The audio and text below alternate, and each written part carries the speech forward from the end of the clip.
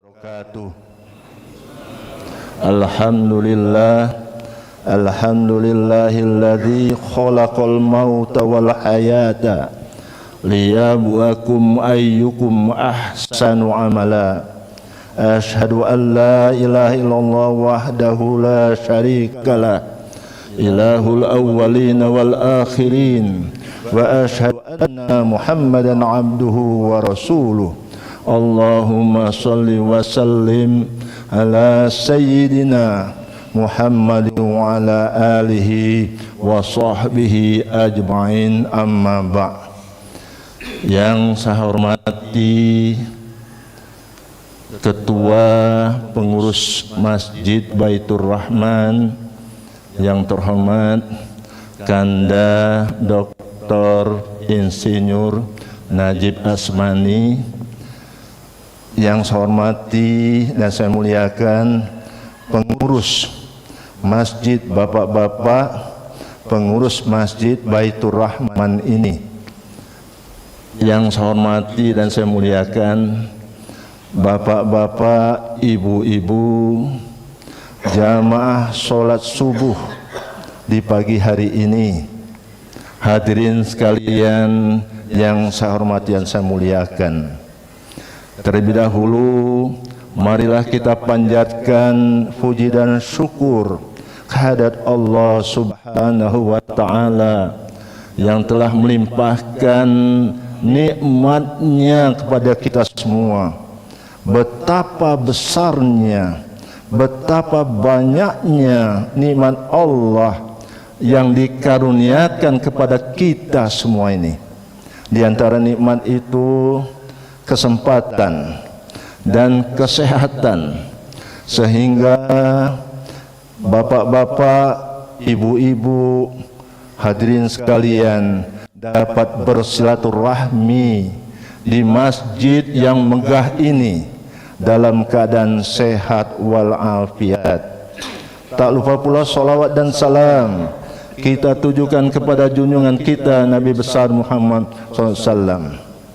Bapak Ibu hadirin sekalian yang seorang saya muliakan, baiklah saya supaya lebih mengenal. Alhamdulillah, saya ini mantan Ketua Pengadilan Tinggi Agama Jawa Barat, Bandung.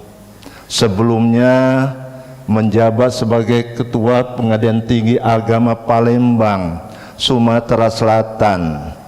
Sebelumnya 2 tahun di Palembang ini, alhamdulillah dipromosikan di Jawa Barat, di Bandung.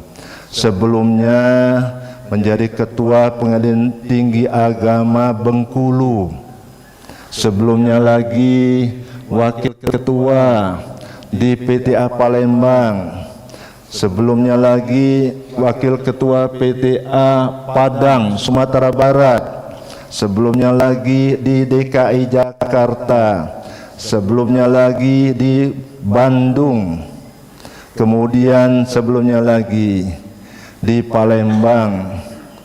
Pernah di Lubuk Linggau, pernah di Pangkal Pinang, di Sungai Liat, Bangka Belitung, dan yang jauh sekali di Nusa Tenggara Timur, Kabupaten Alor, Nusa Tenggara Timur. Ini Bapak Ibu sekalian, alhamdulillah Allah takdirkan kita dapat bersilaturahmi pada pagi ini di Masjid Baitur Rahman yang mewah ini. Itulah Bapak Ibu kesempatan, kesehatan. Kalau tidak sehat, tidak akan kita, tidak ada kesempatan, tidak akan kita berjumpa bersilaturahmi seperti di pagi hari ini. Bapak Ibu hadirin sekalian yang saya muliakan,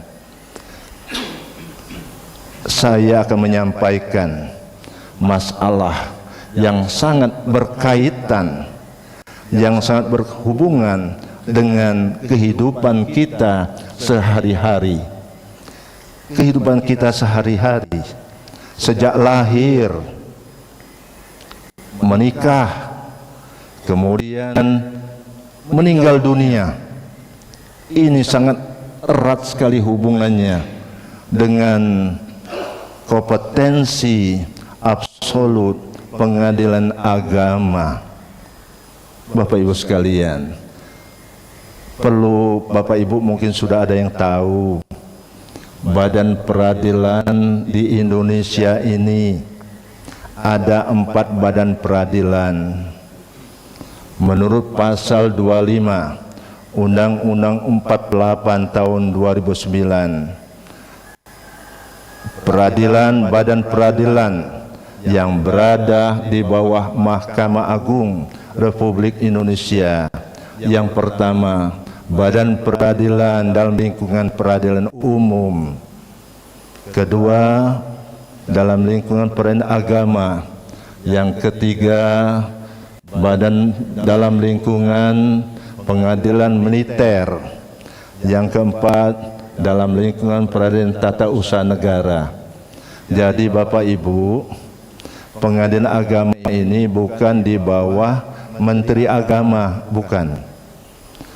Dia bersatu dengan Mahkamah Agung Republik Indonesia. Kita ini di pengadilan agama sama persis dengan pengadilan tinggi. Kalau ketuanya sama dengan saya, ketua pengadilan tinggi agama, ketua pengadilan tinggi, sama. Hakimnya juga sama. Baik di pengadilan negeri, ketua pengadilan negeri, hakim pengadilan negeri, sama dengan hakim pengadilan, ketua pengadilan agama, ketua hakim pengadilan agama, sama. Kesejahteraannya sama persis.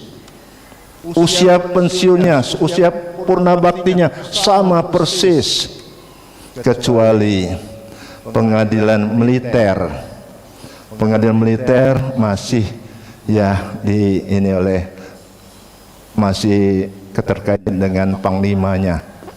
Masa pensiunnya tidak sama dengan kita, tapi kita perjuangkan gitulah.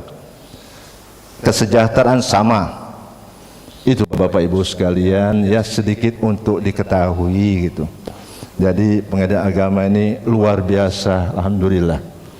Hanya membedakan kita masalah kompetensi absolut, hanya membedakan kita. Lingkungan peradilan umum, ya ada pidana dan sebagainya. Pengadilan agama banyak juga kewenangan dan kompetensinya. Tata usaha negara begitu juga. Pengadilan militer begitu juga, masalah kewenangannya aja. Kompetensi absolut saja yang membedakan. Bapak Ibu hadirin sekalian yang saya muliakan, itu tadi saya sampaikan sangat berkaitan sekali dengan kehidupan kita sehari-hari. Kewenangan pengadilan agama ini, yaitu disebutkan dalam pasal 49 Undang-Undang Nomor 3 Tahun 2009 tentang perubahan yang pertama dari Undang-Undang Nomor 7 Tahun 89 tentang peradilan agama. Sebutkan kompetensi absolut dari pengadilan agama itu, pertama itu masalah pernikahan. Pernikahan ini maksudnya begini Bapak Ibu, mencakup banyak sekali nih. Ada di antaranya, ini maaf ini ibu-ibunya sedikit ini kayaknya. Ada ya, ada. Mungkin ibu-ibu agak kurang senang ini. Kewenangan pertama ini di pengadilan agama ini, yaitu tentang permohonan izin poligami. Mau beristri lagi Pak Najib boleh. Ada tahu ajukan izin poligami gitu. Tapi jangan Pak Najib. Pasti nyonyanya, ibunya tidak senang itu, tidak suka. Ibu-ibu kita tidak suka istri kita kalau kita tambah lagi. Bapak Ibu ya, itu pertama. Kalau mau yang resmi, izin, ajukan izin poligami ke pengadilan agama. Yang kedua yaitu masalah izin kawin yang berusia baru 21 tahun tapi walinya ada sengketa pendapat gitulah. Kemudian dispensasi nikah, ya dispensasi nikah kalau usia belum mencapai usia dalam undang-undang itu ajukan dispensasi nikah. Kemudian pencegahan nikah pencegahan perkawinan. Dan juga, nah ini mungkin sering ini di masyarakat ini, cerai talak. Kalau cerai talak itu Bapak Ibu, itu permohonan yang diajukan oleh suami untuk menceraikan istrinya, itu namanya cerai talak. Kemudian kalau cerai gugat, itu gugatan yang diajukan oleh istri kepada menceraikan, untuk bercerai dengan suaminya, itu cerai gugat, menggugat. Itu Bapak Ibu sekalian, jadi ada bedanya.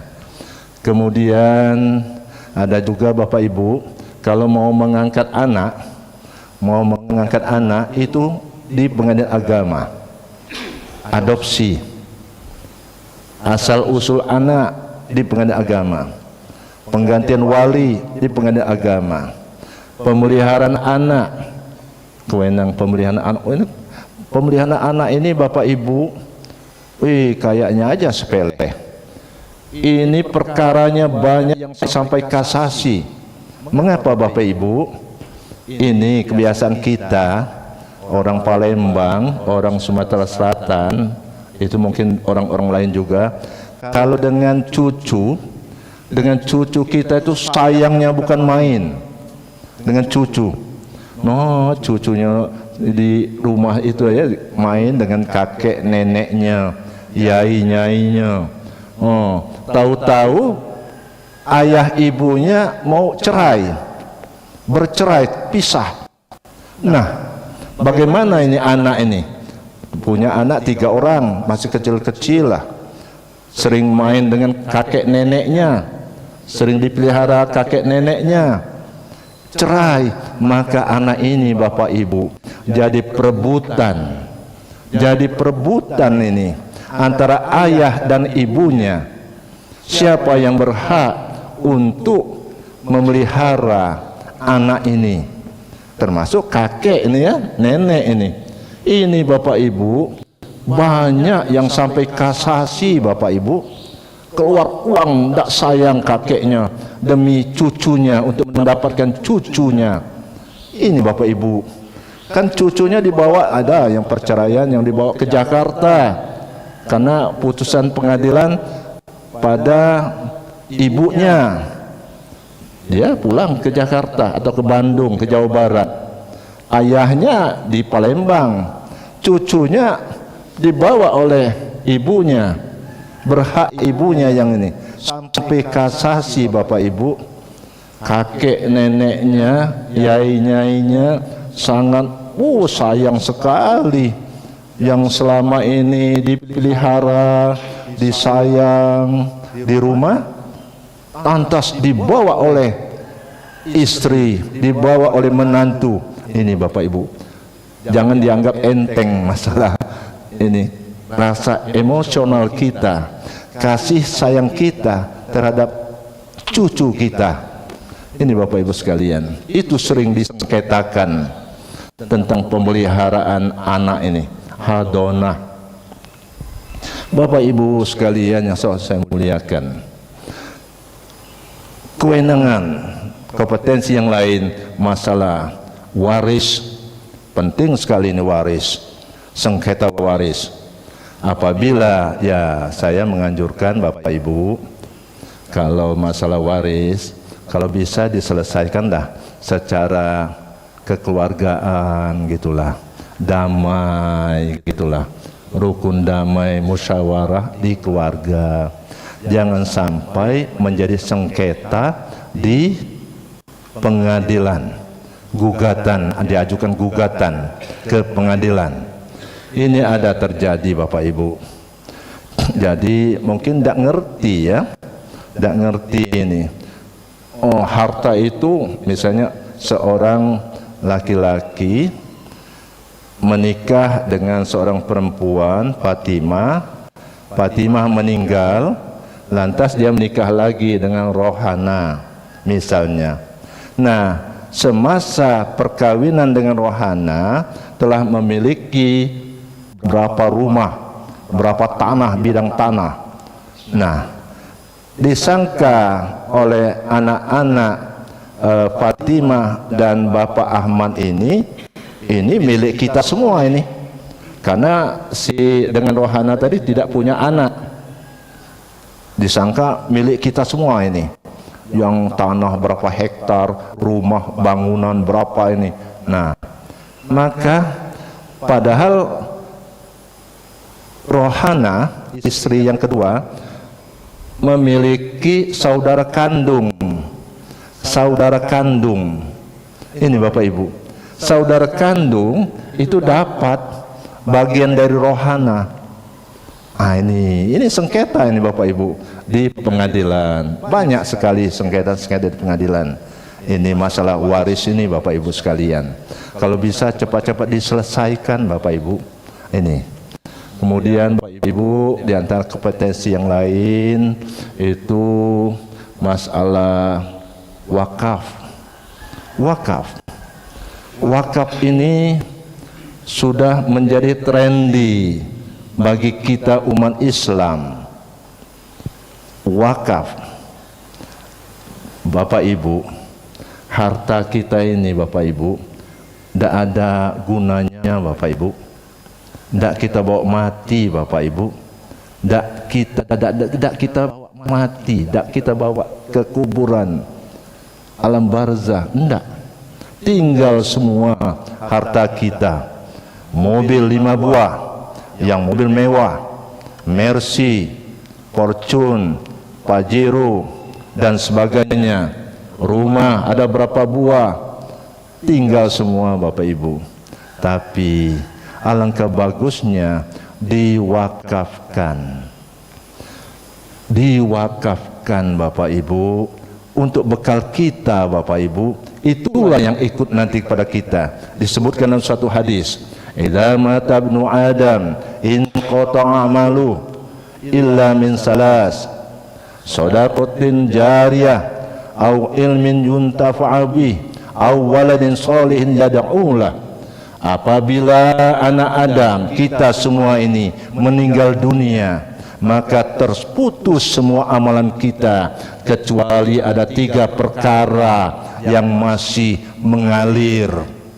Pertama, shadaqatin jariyah, itulah sedekah jariyah, amal-amalan jariyah. Kita punya tanah berapa hektar, kita punya tanah berapa kapling, rumah dan sebagainya, itu wakafkan Bapak Ibu. Wakafkan untuk masjid, wakafkan untuk yayasan-yayasan yatim piatu, wakafkan untuk madrasah, sekolah-sekolah, wakafkan untuk yayasan tahfiziyah, penghafal Al-Quran. Sekarang ini sudah banyak trennya kita mewakafkan bangunan untuk tahfiziyah, untuk santri-santri untuk menghafalkan Al-Quran. Masjid ini juga, ini wakaf.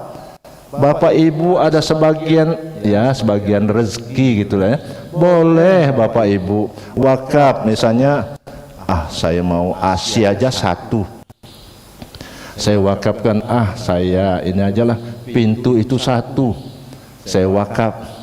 Ada juga uang 500.000, saya waktu bangun apa misalnya renovasi tempat wudhu, itu saya wakaf. Itu wakaf Bapak Ibu. Nah, wakaf ini Bapak Ibu termasuk amal jariyah. Ganjarannya, pahalanya tetap mengalir Bapak Ibu. Kita di alam barzah, kita waktu di akhirat nanti, tetap ini ganjarannya mengalir terus Bapak Ibu. Waduh, luar biasa. Rugi Bapak Ibu kalau kita punya harta banyak, tidak kita sodakohkan jariyah, tidak kita wakafkan dan sebagainya. Itu tadi dalam hadis tadi, atau ilmu yang bermanfaat. Ya, dosen-dosen UIN, ya, ustaz-ustaz yang ceramah, selagi diamalkan oleh para jamaah, itu mengalir ganjarannya.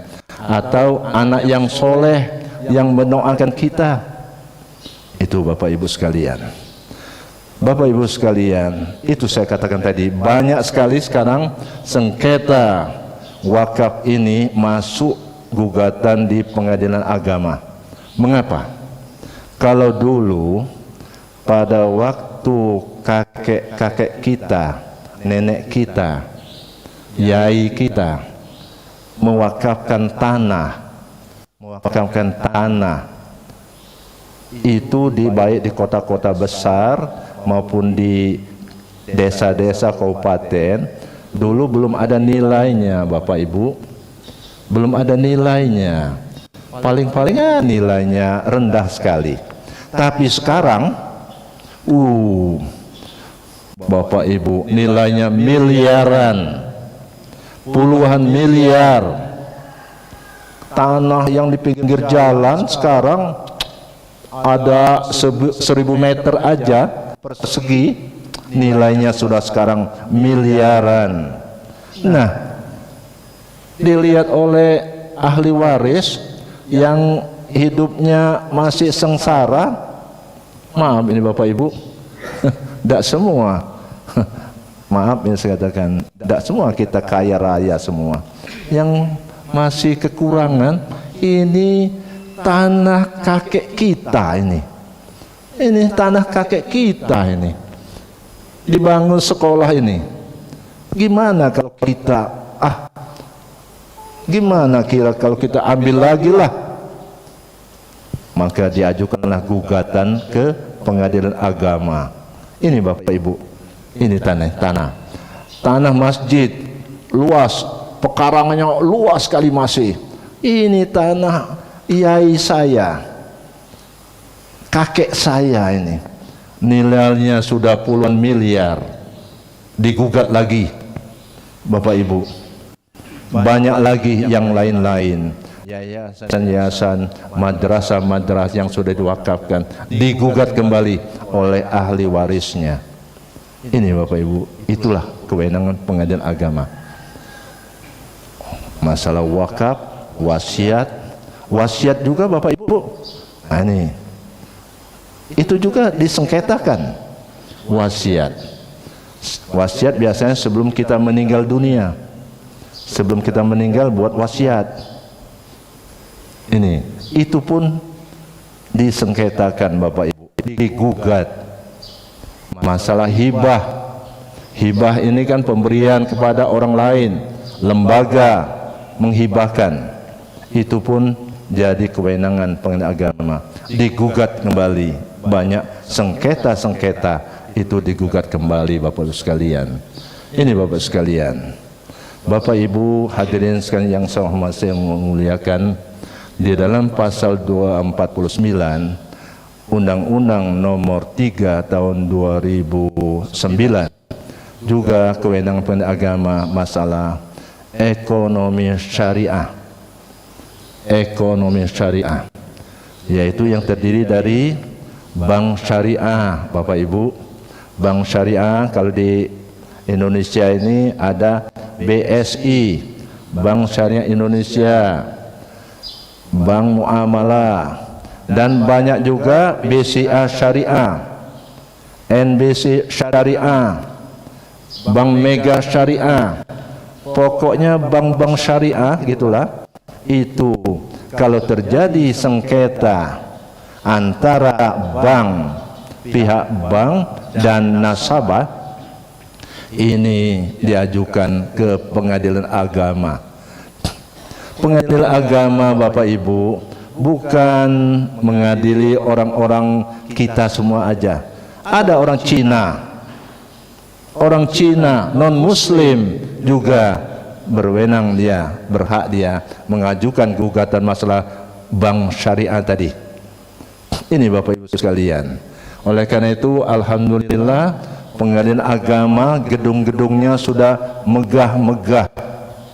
Bapak Ibu mungkin ada dari Batu Raja asalnya, ada yang dari Muara II, ada yang dari Pagar Alam, ada yang dari Martapura, ada dari Muara Enim, ada dari Lahat, ada dari Sekayu dan se-Sumatera Selatan.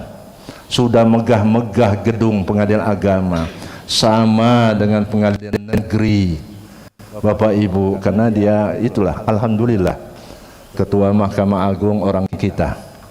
Alhamdulillah di antaranya maksudnya ya, dan lain-lain tempat daerah lain dibangun-bangun semua, dibangun yang bagus-bagus semua, megah-megah semua. Ini Bapak Ibu sekalian, alhamdulillah. Nah, jadi bukan yang muslim saja yang beracara di pengadilan agama, juga non muslim itu beracara juga di pengadilan agama. Bapak Ibu sekalian, tadi bank syariah, kemudian ada lembaga keuangan mikro syariah. Kalau di Sumatera Barat itu banyak sekali, BMT, Baitul Mal wa Tamwil, banyak sekali itu lembaga-lembaga mikro di Sumatera Barat, banyak sekali itu lembaga keuangan mikro syariah. Kemudian asuransi syariah, reasuransi syariah, kemudian sekuritas syariah, obligasi syariah, surat berharga berjangka menengah syariah, kemudian pegadaian syariah.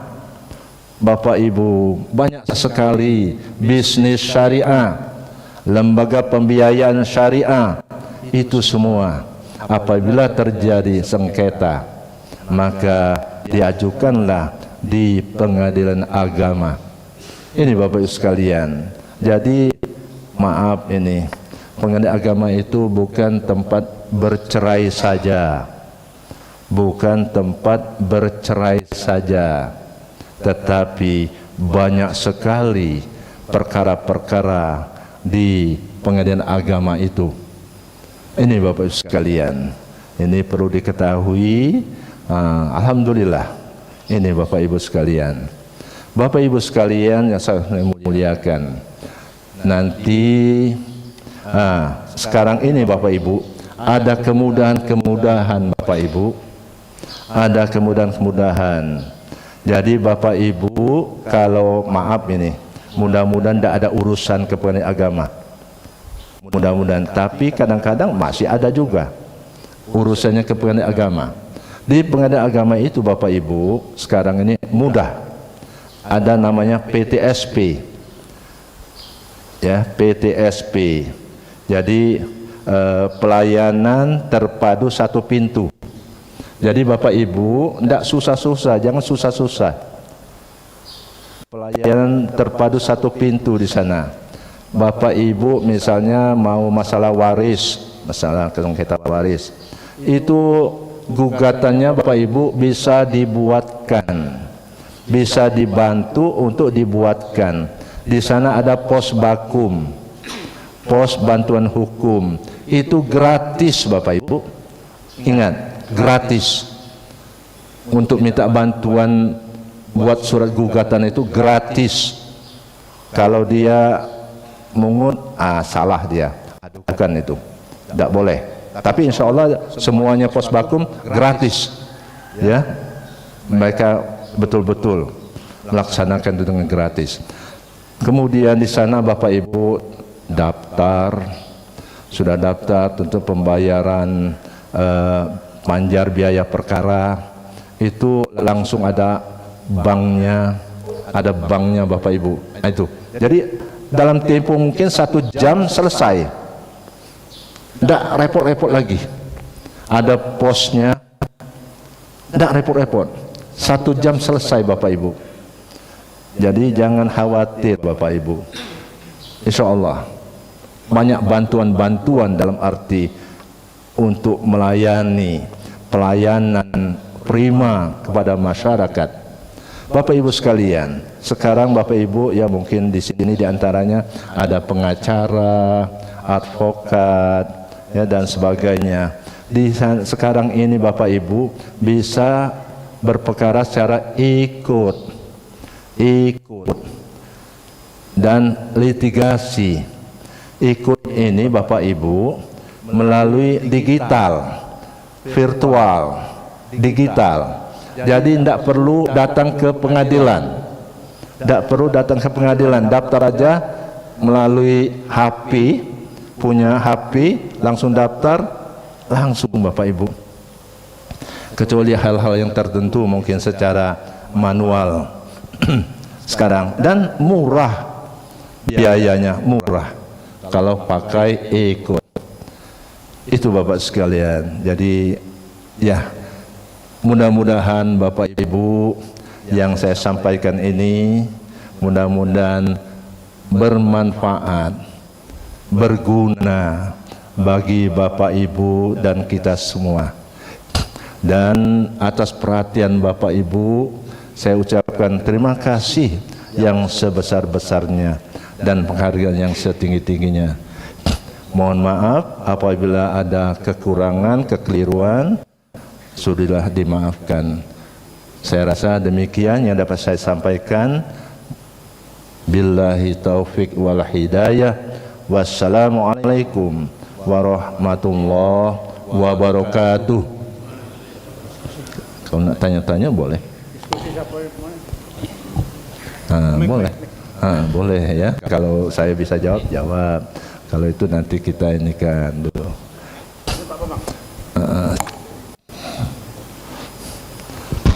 Sebab ini berkaitan dengan kehidupan kita. Ada ketersinggungan dengan kehidupan kita sehari-hari. Silakan Pak. Namanya siapa Pak?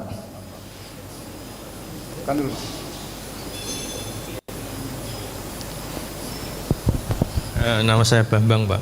Iya Pak, terima kasih. Saya mohon penjelasan Bapak karena ada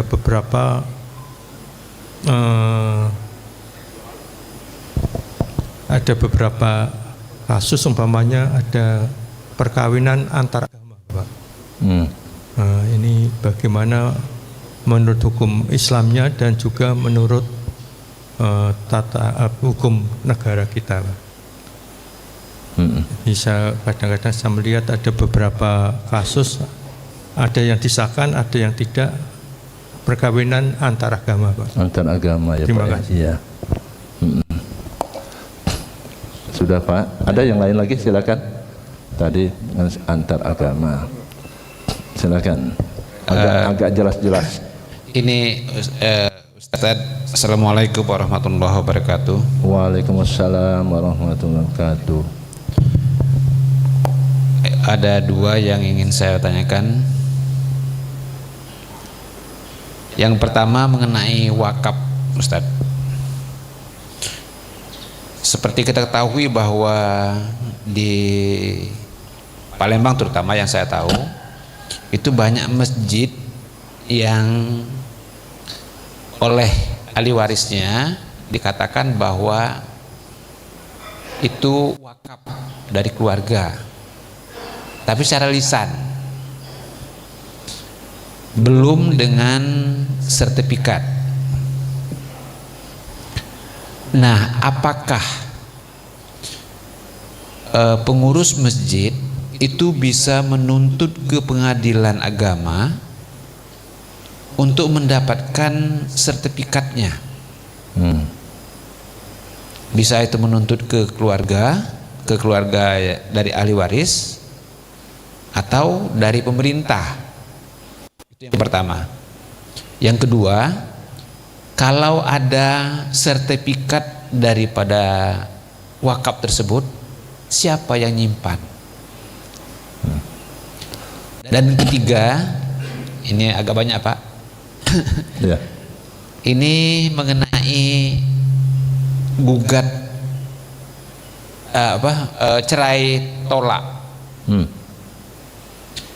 Kalau di agama kita, agama Islam, bahwa kalau suami itu mengatakan tolak, itu tolak, tapi di pengadilan pasti ada yang diterima atau tidak. Nah, bagaimana status daripada perkawinan tersebut? apabila sang suami telah mengatakan tolak. Ya. Bukan tigo satu, ini pokoknya Ya. tolak. Ya. Itu bagaimana statusnya? Sedangkan mungkin di pengadilan agama akan menolak daripada gugat daripada permohonan tolak tersebut. pernyataan tolak tadi. Iya. Terima kasih. Wassalamualaikum warahmatullahi wabarakatuh. Waalaikumsalam warahmatullahi wabarakatuh. Ini bagus semua ini pertanyaannya. Bagus. Kita ini dulu Pak ya. Ini dulu ya. Nah, pertama tadi bagaimana pernikahan antar agama tadi ya. Nah, pernikahan antar agama itu dilaksanakan di catatan sipil, bukan di KUA.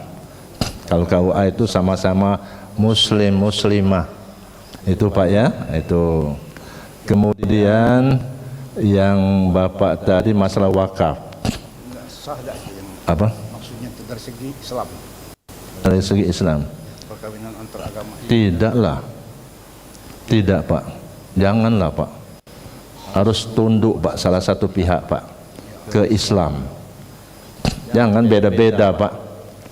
Maaf ini saya tanya ya, antara ya Islam dengan non Islam, non Muslim, beda Pak. Janganlah, kalau bisa, kalau Islam ke dulu lah Pak, janganlah. Ya ini aja ya. Ini direkam ya. Itu masalah wakaf Bapak. Wakaf itu ada nazir yang berhak untuk diserahkan kepada nazir ya. Ada yang namanya pengurus itu Bapak. Nazir bisa Bapak itu ke KUA, itu urusannya, minta sertifikat ya, ngurus sertifikatnya. Ini wakaf. Dan di situ nanti sertifikat di situ ada nazirnya siapa. Ini Pak ya. Nah, kemudian yang kedua tadi apa Pak tadi Pak? Yang tanpa tertulis. Tanpa tertulis. Ya, sebaiknya diurus Pak. Diurus. Kalau memang mau mewakafkan ya oke. Kita sama-sama ya di kantor urusan agama di KUA. Ya, ada masalah wakaf di sana. Itu Pak ya, diurus, yang tidak tertulis. Nanti digugat ahli warisnya, nah kacau itu. Ya Pak ya, nah, itu diurus Pak, boleh diurus. Nah, misalnya di sini masjid, bisa dijadikan nazir nanti. Gini Pak, saya tegaskan lagi pertanyaan saya. Itu prosesnya sampai sekarang itu sertifikatnya belum keluar, sedangkan tadi sudah secara lisan katanya itu adalah wakaf. Nah sekarang bagaimana kalau pengurus masjid tersebut menggugat? Kalau selama ini kan yang menggugat adalah ahli waris. Nah sekarang pengurus masjid menggugat untuk mendapatkan sertifikat karena sertifikatnya tidak diberikan. Nah itu bagaimana? Itu yang saya tanyakan Ustaz. Oh gitu Pak ya, terima kasih Pak, terima kasih. Selama ini ahli waris ya yang menggugat ya. Sekarang saya sebagai nazir, kok surat wakafnya kok belum keluar. Nah itu coba Pak ditanyakan dulu di Badan Pertanahan Pak. Jadi KUA, kemudian di Badan Pertanahan ada enggak permohonan masalah sertifikat untuk tanah wakaf ini tadi ya, urus dulu Pak, diurus dulu. Kalau ternyata misalnya sudah dikeluarkan, sudah ini ada ini tanah, sudah sertifikatnya tanah wakaf ini masjid ini. Nah, di mana? Oh, diambil oleh ahli waris. Nah, coba secara baik-baik dulu Pak, baik-baik musyawarah, baik-baik minta bagaimana ini. Nah, kalau memang berkeras, oke, ajukan Pak ke pengadilan agama Pak. Gitu Pak ya. Sudah Pak ya? Kalau tidak ada surat, Apa? Kalau tidak ada surat, urus suratnya. Urus, diurus sama-sama dengan yang mewakafkan tadi. yang mewakafkan itu tidak mau Pak. Apa? Yang mewakafkan itu tidak mau mewakafkan. Nah, berarti tidak mau wakaf, ya sudah. Kalau tidak, yang bersangkutan tidak mau wakafkan, nyesel. Inilah miliaran ini. Bukan ahli warisnya tidak mau mewakafkan, tetapi dia mengatakan bahwa sertifikatnya dia simpan. Nah, takutnya di kemudian hari ada gugatan daripada anak cucunya itu. Karena tadi kita di pengurus masjid tidak mempunyai pegangan. Iya. Bisa saja digugat Iya. oleh ahli waris berikutnya. Sedangkan yang Iya. mewakafkan itu mungkin sudah meninggal atau gimana. Sebaiknya ini Pak ya, sebaiknya nazir itu pengurusnya wakaf itu yang megang. Ya, fotokopinya bolehlah ahli waris yang mewakafkan itu Pak. Nazir Pak, nazir bertanggung jawab dia, jangan main-main dia. Dunia akhirat ini jangan, maaf ini saya katakan, jangan salah, tetap disimpan dengan sebaik-baiknya di safety box, betul-betul diamankan betul-betul. Ini Bapak, sudah Pak. Kalau ternyata dia belum gugat Pak, tidak mau berikan, boleh ya Pak ya. Nanti kan di pengadilan itu Bapak Ibu, bukan langsung kita masuk pokok perkara di persidangan Bapak Ibu, tetapi kita mediasikan dulu, kita damaikan dulu, musyawarah dulu. Misalnya masalah sengketa wakaf tadi, ahli warisnya kita duduk, ada seorang mediator. Saya juga termasuk seorang mediator di Pengadilan Agama Palembang. Mau di mana saja saya bisa menjadi mediator, maksudnya untuk mendamaikan, musyawarah. Nah, dipanggil ahli waris tadi. Jadi majelis hakim mewajibkan untuk mediasi semua perkara, mediasi. Nah, kita menghadapkan ahli waris dengan nazir, pengurusin tadi, musyawarah dulu. Sudahlah, kita berikan pengertian Bapak Ibu, bukan namanya sertifikat dipegang oleh nazir tadi, takut kalau maaf sekali lagi, diseleweng oleh nazir. Jangan takut, nazir harus bertanggung jawab, harus, ini amanah ini. Nah, jadi ini jangan khawatir, sertifikat dipegang, memang begitu, memang haknya nazir untuk megang itu sertifikat dan alat-alat bukti kepemilikan itu sendiri, wakaf itu sendiri. Itu Bapak ya. Nah, ya, boleh ya. Jadi tidak langsung di pokok perkara sidang gitulah. Kita musyawarah dulu. Mudah-mudahan dengan adanya nasihat-nasihat kita sebagai seorang mediator, cara-cara kita, cara memediasi, insya Allah mudah-mudahan hatinya tergerak ahli waris untuk menyerahkan sertifikat tersebut. Karena kurang mengerti aja lah itu, takut aja, khawatir kan nanti hilang, nanti diambil oleh ahli waris lain, itu mungkin. Iya Bapak ya, sudah Bapak, silakan. Talak tadi masih Pak? Apa? Yang talak, status talak. Oh, status talak. Oh ya, ada tadi pertanyaan talak di luar. Bapak Ibu sekalian, dalam agama, apakah itu gimana, saya talak kamu, saya pulanglah kamu, itu dalam agama. Dalam perundang-undangan, dalam peraturan positif di negara kita, sahnya perceraian di hadapan sidang pengadilan agama. Jadi Bapak Ibu, walaupun dia mengatakan kamu saya talak 3, enggak Pak, enggak. Kalau dia di depan sidang pengadilan agama, itu baru sah. Dianggap tidak sah Pak, tidak berlaku Pak.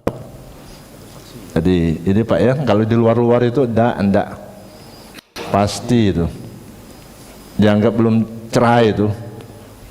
Sahnya dalam undang-undang, sahnya soalnya begini Bapak, kalau model itu Bapak kita sahkan, hancurlah Pak, kasihan nasib perempuan Pak, kasihan dengan istri-istri kita Pak.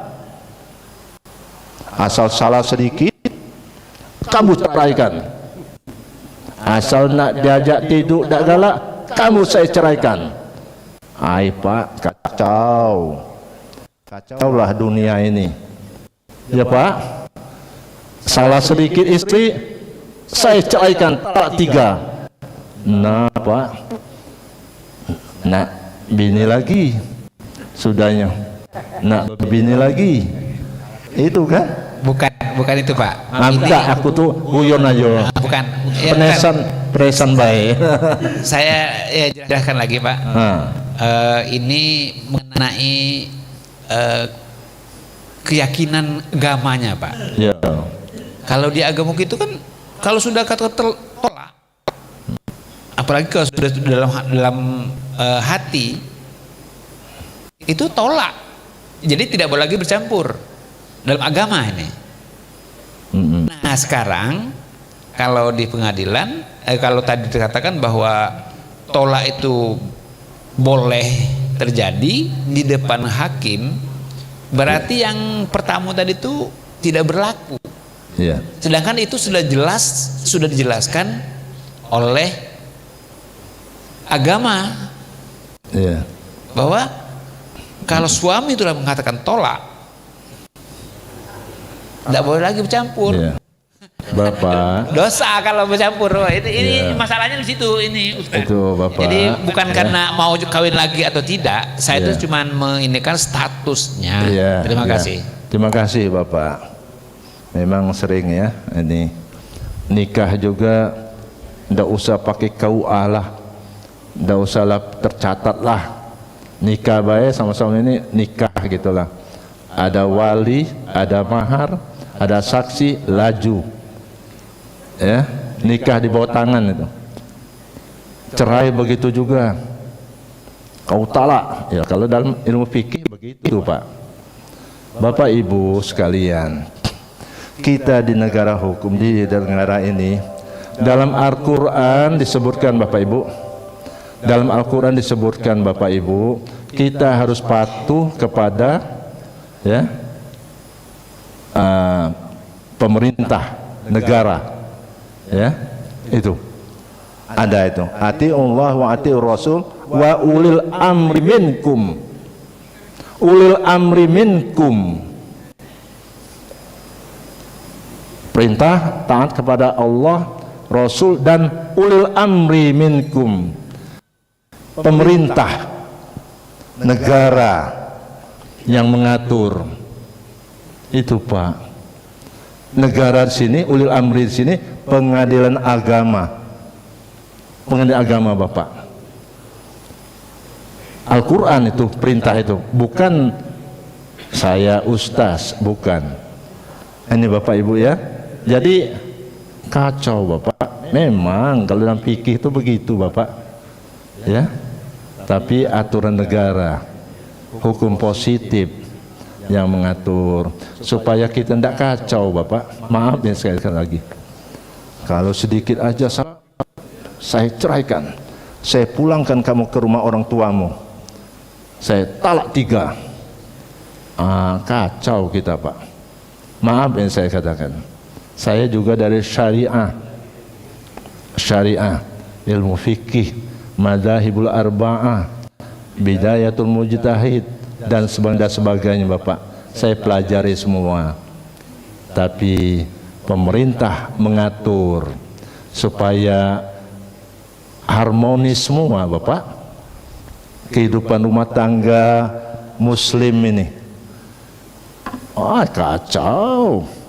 Kalau di di Lahat itu misalnya, atau di Sekayu misalnya, Banyuasin misalnya, kau cerai, balik, sana lagi rumah tangga sebelahnya juga salah sedikit, cerai kau, balik, yang sananya lagi, kacau galau. Kesian anak-anak ini, kacau galau. Nah ini pemerintah yang mengatur, ulil amri yang mengatur. Itu Bapak ya. Kalau masalah keyakinan terserahlah. Ini individu masing-masing lah. Kalau keyakinnya itu, tapi jangan baik yakinnya galau-galau. Suruh nak yakin galau mah itu, laju tak guna mengenai agama. Ini Bapak ya. Nikah juga mah itu secara resmi tercatat dan sebagainya. Itu saja Bapak. Kalau ada, silakan Bapak. Iya. Bismillahirrahmanirrahim. Juga, kan? Assalamualaikum warahmatullahi wabarakatuh. Waalaikumsalam warahmatullahi wabarakatuh. Mohon maaf sebelumnya, ini pertanyaan saya mengenai warisan Ustaz. Ini permasalahan begini. Saya punya saudara perempuan, tidak punya anak. Lalu suaminya membeli tanah dan membangun rumah. Lalu suaminya meninggal dunia. Nah, beli tanah dan membangun rumah ini harta warisan dari suaminya. Nah, yang pertanyaan saya ini, tanah dan rumah yang dibeli oleh suaminya ini apakah hak istrinya atau kembali kepada saudara suaminya? Memang gitu Pak. Ya. Terima kasih. Assalamualaikum warahmatullahi wabarakatuh. Terima kasih Pak ya. Bagus ini pertanyaan ya. Pertanyaan bagus Bapak ini. Jadi Bapak, rumah tanah dan bangunan rumah ini Bapak, ini hasil dalam perkawinan dengan istri tadi, bukan Pak?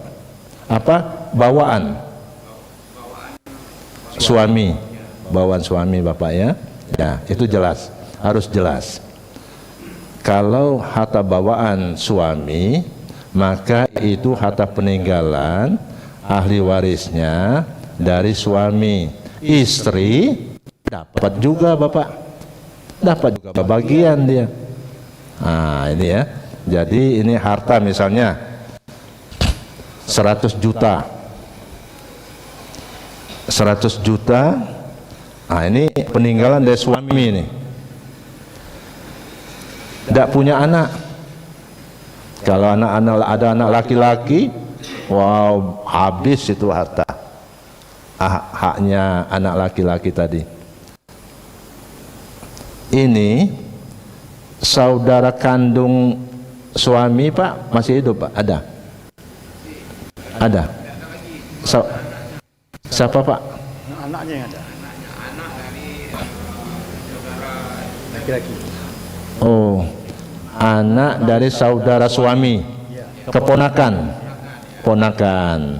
Nah dia bisa menjadi ahli waris pengganti dia. Jadi ahli warisnya Bapak itu orang tua suami masih hidup enggak Pak? Meninggal semua. Berarti ini ahli warisnya istri dan keponakan tadi. Itu Bapak. Walaupun uang bawaan suami. Iya. Karena ini statusnya istri.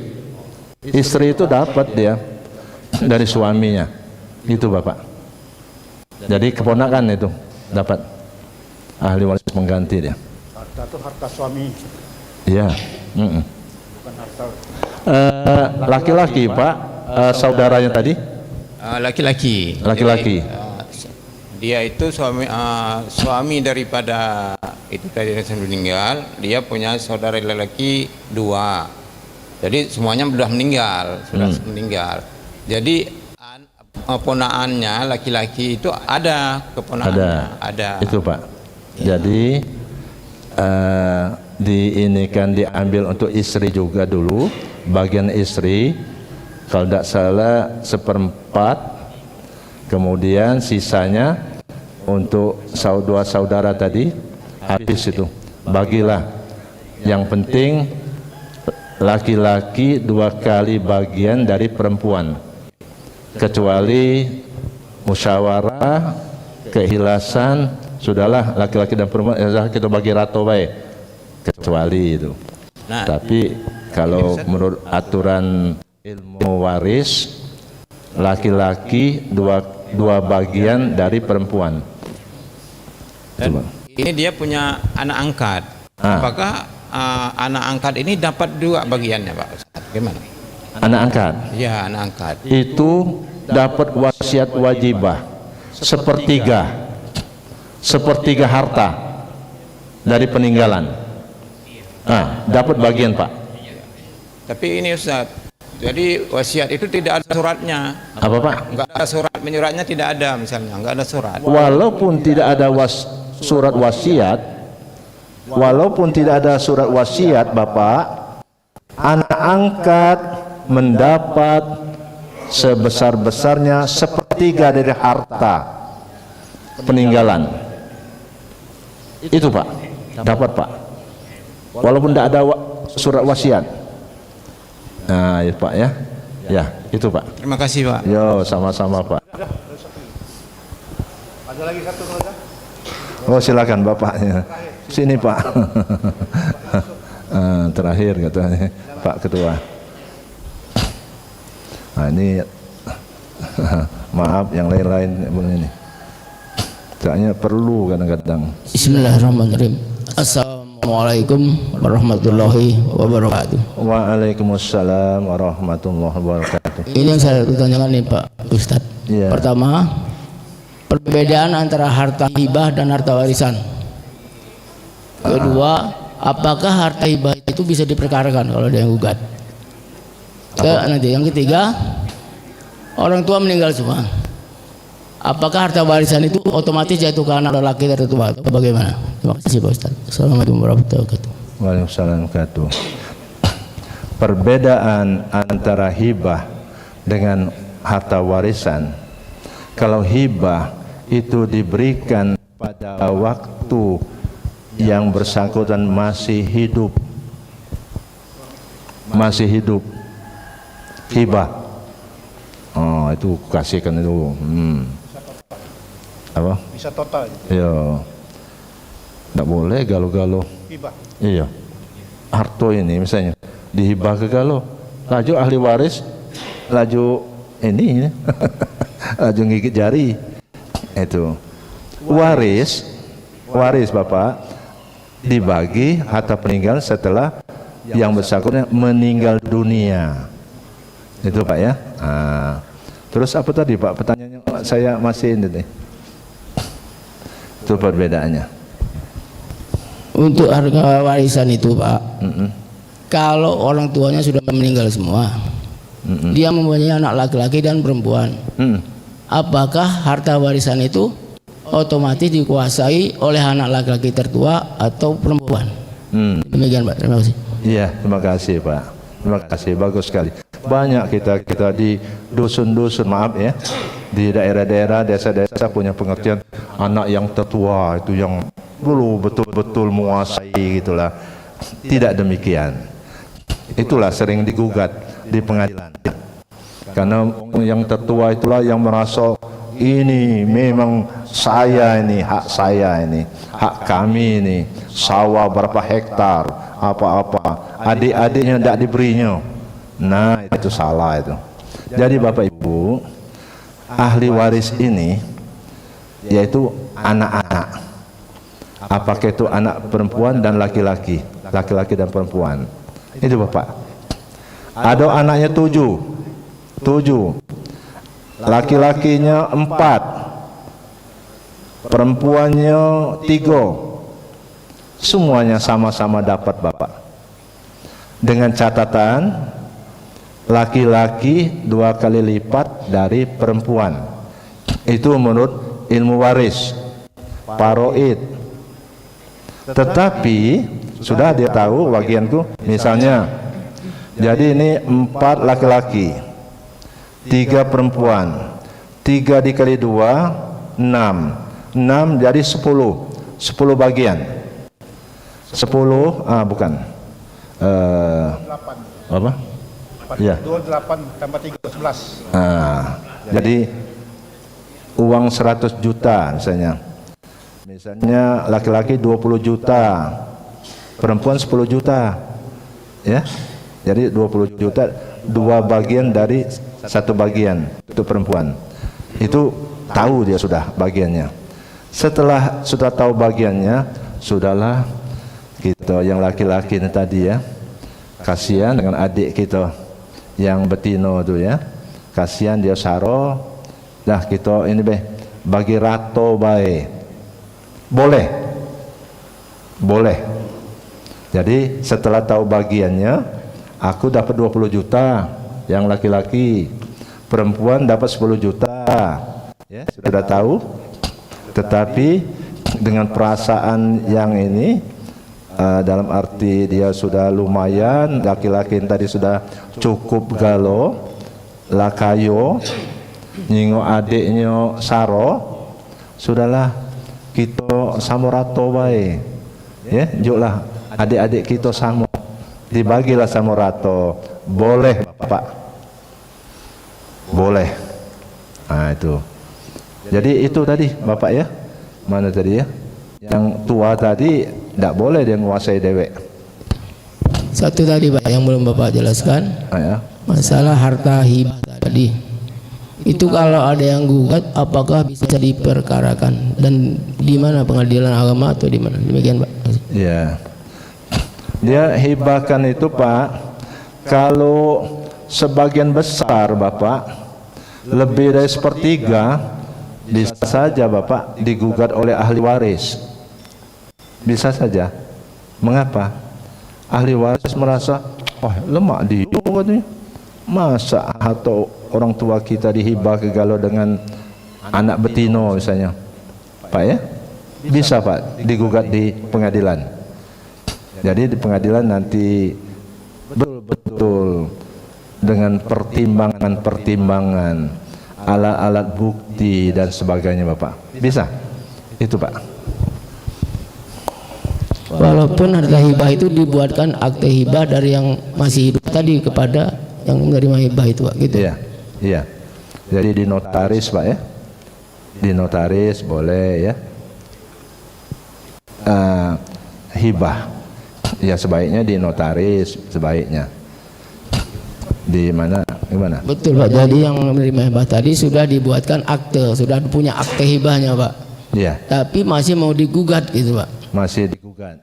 Apakah itu bisa? Tinggal ini, nanti tinggal majelis hakimnya Pak. Nanti tinggal majelis hakimnya, bagaimana kira-kira masalahannya, hartanya ada berapa banyak, semuanya diperhitungkan semua Pak.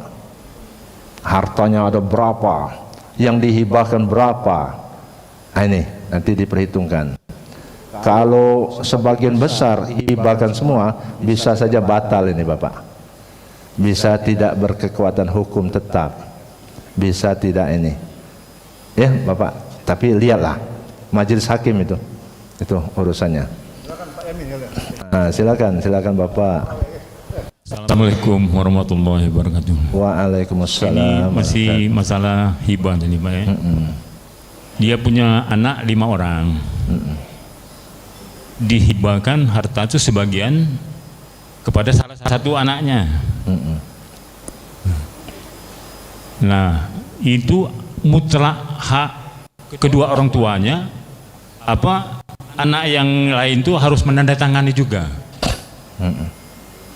Sebab ada polisi yang bilang itu anak-anaknya itu harus menandatangani juga hibah. Ya, persetujuan. Nah, yang saya tanyakan, apa hak memang hibah itu hak kedua orang tuanya mutlak, apa anak yang 4 orang ini harus menandatangani juga? Ya, Itu aja, terima Pak. kasih Pak. Terima kasih. Bagus sekali ini pertanyaannya. Jadi Bapak, memang sebaiknya ahli waris yang lain kan tanda tangan, tanda setuju, ya, supaya tidak ada sengketa di kemudian hari. Itu Pak. Hanya 2 melalui notaris juga gitu. Apa ada yang tidak tanda tangan, tidak mau, tidak dimintai tanda tangan, orang tuanya saja. Jadi anak-anak tidak ada tanda tangan. Nah itu ialah.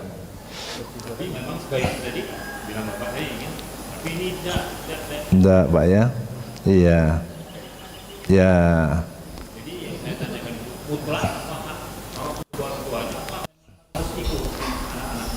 Iya, kalau ahli warisnya tenang-tenang saja, maksudnya sebagian ya, hanya sebagian kecil ya. Kalau banyak itu pasti gugat itu. Kalau tenang-tenang saja, tidak digugat, ya sudah, tenang saja, Pak, tunggu saja. Harimau jangan dibangunkan. Maaf ini ya. Nah itu kalau harimaunya bangun, gugatan langsung ke pengadilan agama. Itu majelis hakim nanti Pak, memilah-milah berapa harta yang dihibahkan, yang berapa yang ini masih ada. Kalau lebih dari 1/3, nah itu jadi ini itu. Ya Pak ya, itu Pak ya, itu Pak. Syukur-syukur. Nah kalau lah sudah tanda tangan galau, nah itu aman. Baru itu setuju galau. Nah dipegang itu oleh yang milik hibah, yang sudah megang hibah tadi. Ini tanda tangan kamu ini. Walaupun digugat di pengadilan, tunjukkan. Iya setuju galau Pak sudah. Misalnya ya, aman itu, agak aman. Gitu Pak ya. Ini dari psikolog Pak. Juga lagi terakhir. Oh boleh Pak. Kalau ada pemalsuan tanda tangan ahli waris, ini kemana Pak? Ke pidana polisi atau ke pengadilan agama? Oh pemalsuan Pak, pemalsuan itu bisa Pak diadukan di polisi Pak. Pemalsuan, delik pemalsuan. Iya, tidak boleh malsukan. Ya, pemalsuan itu di polisi Pak. Jadi ya itu Pak ya, pemalsuan. Masih? Ya nanti kita lanjut lagi kalau memang